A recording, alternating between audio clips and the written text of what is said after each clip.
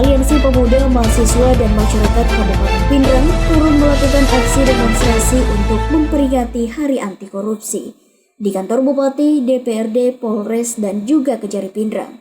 Koordinator Aliansi Andri Ardianda mengungkapkan jika dirinya bersama dengan mahasiswa, pemuda, dan juga masyarakat turun melakukan aksi unjuk rasa untuk mempertegas komitmen dari aparat penegak hukum atau APH menyangkut kasus-kasus dugaan korupsi di Kabupaten Pindrang.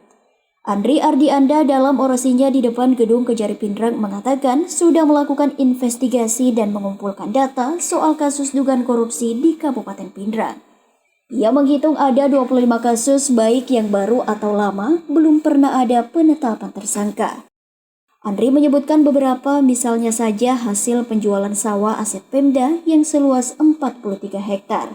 Juga pungutan liar kepada petani untuk pendistribusian Alsintan, Dinas Pertanian dan Hortikultura Kabupaten Pindrang.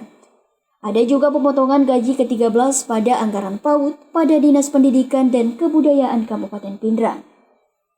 Lalu dugaan kesalahan spesifikasi material pada proyek rehabilitasi daerah irigasi Rantoni tahun 2021 pada Dinas PSDA Pindrang. Termasuk markup dan kesalahan spesifikasi teknis dan pengurangan volume pekerjaan peningkatan jalan beton poros Urung Barombong tahun 2021 yang menelan anggaran 6 miliar lebih. Puluhan kasus yang dicatat ini ia meminta APH untuk segera melanjutkan penanganan kasus-kasus tersebut yang sejauh ini jalan di tempat dan tidak pernah sampai pada penetapan tersangka. Selain itu, aliansi juga menginginkan agar APH melakukan upaya penyelidikan dan menjadikan atensi terhadap berbagai kegiatan pada lingkup Pemda Kabupaten Pindrang yang dicurigai atau berpotensi terjadi dugaan tindak pidana korupsi.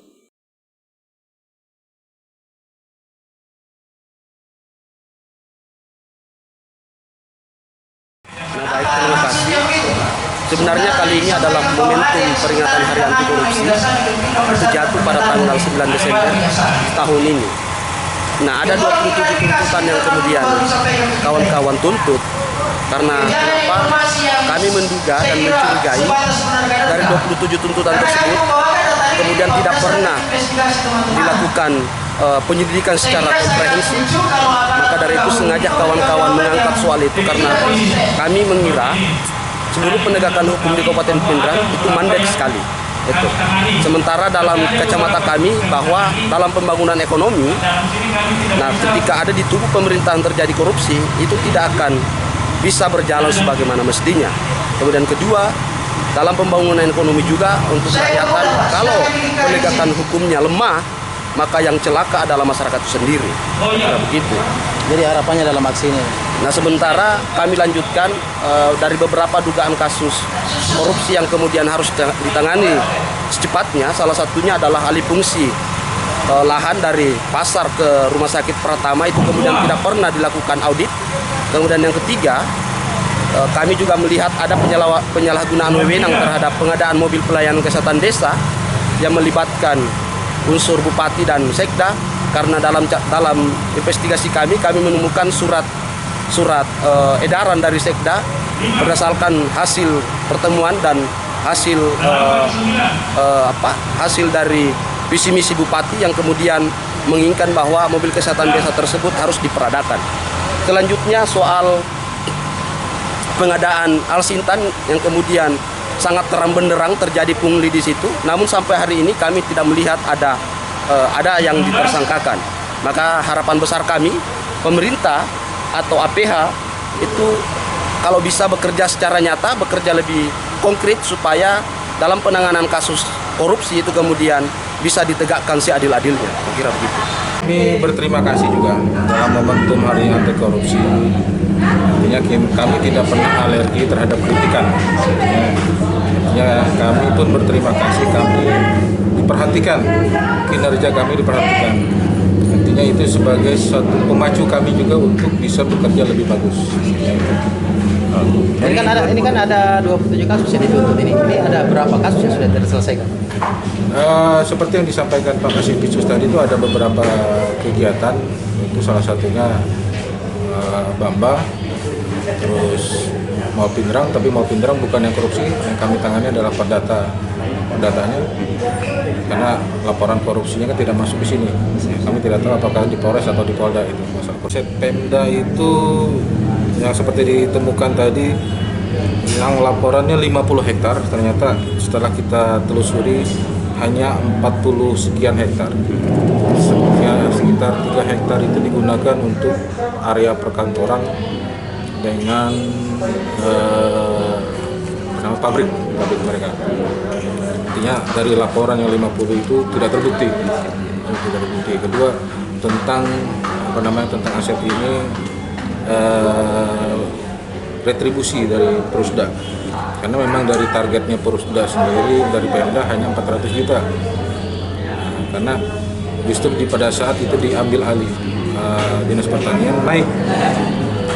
Target itu jadi 800 juta. Artinya apa yang dilaporkan tersebut ada penyusutan aset maupun ketimpangan retribusi tidak ada terbukti itu.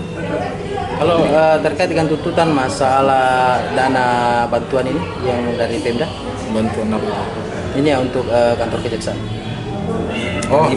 Dana hibah. Seperti yang saya sampaikan tadi bahwa artinya kami di sini kan bertugas dan demi keamanan dan ketertiban umum masyarakat di sini. Artinya posisi kami sama dengan TNI maupun Polri dalam hal penegakan hukum. Artinya apa yang sudah kami kerjakan dalam penegakan hukum itu tentunya adalah berguna juga pada masyarakat di Pindrang. Nah, masalah tata cara hibah itu kan ada mekanismenya dan ada payung hukumnya dari Permendagri, dan itu diperbolehkan selama Pemda setelah dia melakukan perhitungan anggarannya yang mana yang dana dialokasikan yang utama, maka ada kelebihan dana yang bukan kelebihan, dia kan sudah dibagi-bagi posnya. Artinya kalau memang ada anggaran untuk memperhatikan instansi vertikal, ya tidak ada salahnya.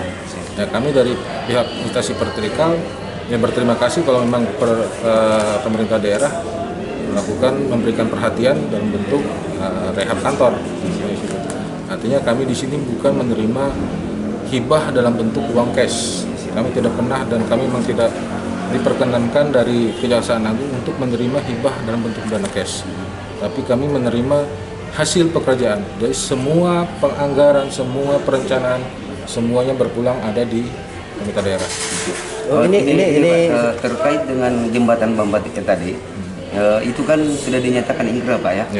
Apa tidak ada kemungkinan kasus ini dibuka kembali? Karena terus terang banyak sekali teman-teman yang merasa tidak puas dengan hasilnya ini. Begini, memang perkara ini bergulir pada saat sebelum kami bertugas di sini. Kedua, setelah kami membaca hasil berita perkara tersebut, artinya celah untuk perkara ini berkembang, kami masih belum ada melihat. Namun apabila di lapangan ada kawan-kawan yang memiliki data istilahnya akurat untuk pengembangan perkara ini lebih jauh lagi, pengembangan mencari tersangka baru, bisa saja kita lakukan pembukaan kembali. Kalau memang ada ditemukan alat bukti baru, artinya bukan alat bukti yang sudah ada kita tampilkan di persidangan. Walaupun ini sebenarnya sudah diklaim bahwa kasus ini sudah inkrah, Pak ya? Iya, nah bisa kita selama ada alat bukti baru yang bisa menguatkan kita, mungkin ada pihak lain yang terlibat di dalam hal ini, ya tidak menutup kemungkinan. Siap.